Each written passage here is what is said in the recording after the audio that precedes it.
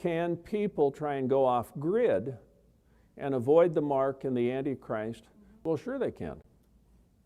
And those are undoubtedly, it will be some of those people who will be the survivors at the end of the 3.5 years when Christ comes back. But, you know, you got to ask yourself, like right now today, do you want to go find, you know, use your computer to do your AI search, where's the least likely spot on the planet that the Antichrist would find me?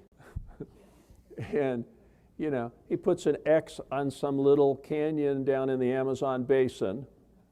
You know, are you going to go down there and try and buy some land, sell everything you have and use it to obtain resources, to have, you know, your little bomb shelter down there in the ground with your air vents and hide your little, you know, stuff for the solar power panels and all that kind of stuff? And you're going to try and have your little garden and blah, blah, blah. Are you going to do that? I mean, I'm not, but here's the point. If under these intense spiritual pressures, if you are persuaded that Jesus is the Christ, you're going to do all you can to avoid the Antichrist. You're going to try and hang on to the end. But if you're not convinced Jesus is the Christ and you don't accept him as your Savior, you're going to get on board with the Antichrist. You're going to want the mark. And with the mark, you can buy or sell. So you don't need to live in a bunker for 3.5 years.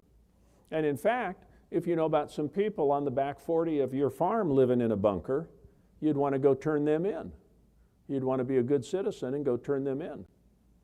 Jesus talked about there'd come a time when children would turn in parents, and parents would turn in children, and brothers would turn in sisters, and so forth, because they're so blinded and they think they're actually doing the Lord's work to turn in blood relatives.